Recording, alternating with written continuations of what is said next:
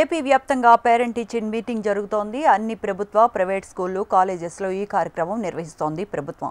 శ్రీ సత్యసాయి జిల్లా కొత్త చెరువు జూనియర్ కాలేజ్లో నిర్వహించిన మీటింగ్కు సీఎం చంద్రబాబు, మంత్రి లోకేష్ హాజరయ్యారు. ప్రస్తుతం మంత్రి లోకేష్ మాట్లాడుతున్నారు. ఇప్పుడు ఆ లైవ్ చూద్దాం. ముఖ్యమంత్రి గారి ఫోటో లేదు, రాజకీయ పార్టీల రంగులు లేవు, రాజకీయాల గేట్ బయటనే పాఠశాల లోపల అడుగు పెట్టేదానికి లేదని మేము నిర్ణయం తీసుకుంటాం జరిగింది.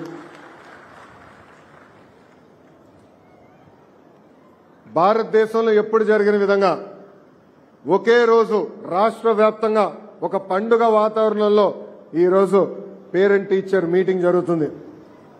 ఆంధ్ర రాష్ట్రంలో మీరు చూస్తే సుమారుగా 2.3 కోట్ల మంది ఈరోజు ఈ కార్యక్రమంలో పాల్గొంటున్నారు. ఈ కార్యక్రమంలో ఉపాధ్యాయులు, తల్లిదండ్రులు, అదేవిధంగా అధికారులు అందరూ కలిసికట్టుగా మన పిల్లల భవిష్యత్తు కోసం అనుసంధానం అవ్వాలి. ఈ కార్యక్రమం ద్వారా మీరు ఉపాధ్యాయులకు చెప్పాల్సినవి ఉంటే తెలియజేయమని నేను కోరుతున్నాను. అంతేకాదు ఉపాధ్యాయులు అందరూ మీతో కూర్చున్నారు. ఈరోజు మన పిల్లలు ఏం చదువుతున్నారు, మార్కులు ఎలా వచ్చినాయి, అవన్నీ కూడా మీకు వివరిస్తాం జరిగింది. అందుకే ఇక్కడున్న తల్లిదండ్రులు అందరూ కూడా కోరుతున్నాం, మనకు కూడా బాధ్యత ఉంది. గురువు పాఠాలు చెప్తారు, హోంవర్క్ ఇస్తారు. ఇంటికి వచ్చిన తర్వాత ఆ హోంవర్క్ సక్రమంగా చేస్తున్నారా లేదా అని చూసుకోవాల్సిన బాధ్యత మనందరిపైన ఉంది. అంతేగాని ఇంటికి వచ్చారు కనుక ఫోన్లు మటుకిస్తే ఫోన్లకు బానిసలు అవుతారు తప్ప మన పిల్లలు చదువులో పైకి రాలేరు.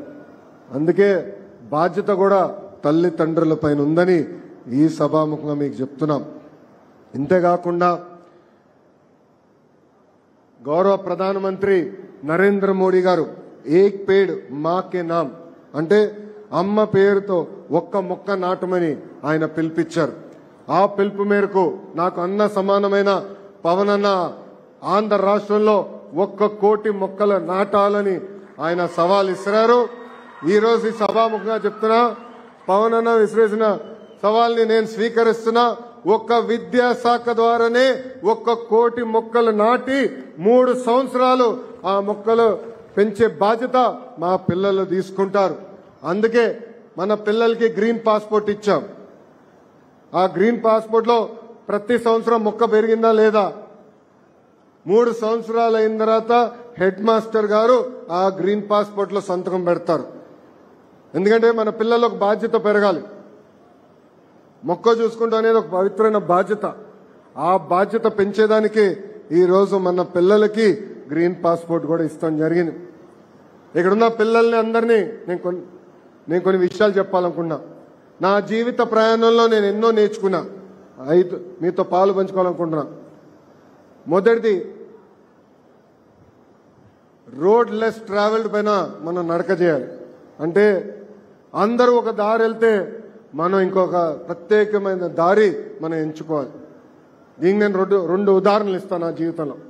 మొదటిది, 2019లో గౌరవ ముఖ్యమంత్రి నారా చంద్రబాబు నాయుడు గారు నువ్వు ఎక్కడ పోటీ చేస్తావంటే ఎప్పుడు గెలవని నియోజకవర్గం నాకు ఇవ్వమని నేను కోరా.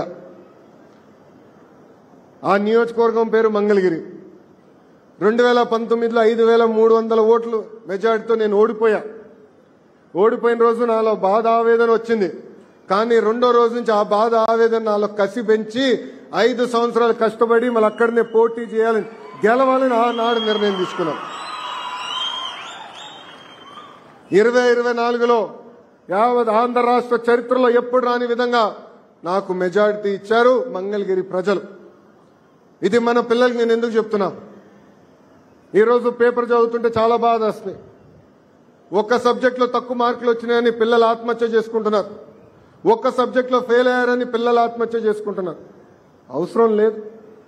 ఒక మార్క్ తగ్గిందనో, ఒక సబ్జెక్టులో వెనకబడ్డామని బాధపడాల్సిన అవసరం. ఆ ఫెయిల్యూర్ మనలో కసి పెంచాలా, పట్టుదల పెంచాలా, మళ్ళీ సాధించి కానుకగా తల్లిదండ్రులకి ఇచ్చే బాధ్యత ఇక్కడున్న మన అందరిపైన ఉంది. రెండోది, నేను విద్యాశాఖ మంత్రి అవుతున్నానంటే చాలా మంది నాకు ఫోన్ చేశారు. అంత కఠినమైన శాఖ నీకు అవసరమా, సంఘాలు ఉంటాయి, మధ్యాహ్న భోజనం లేని అటు ఇటు పరిపాట్లు అవుతే మళ్ళీ నీకే ఇబ్బంది అంటే నేను చెప్పా, అందుకే విద్యాశాఖ నాకు కావాలి.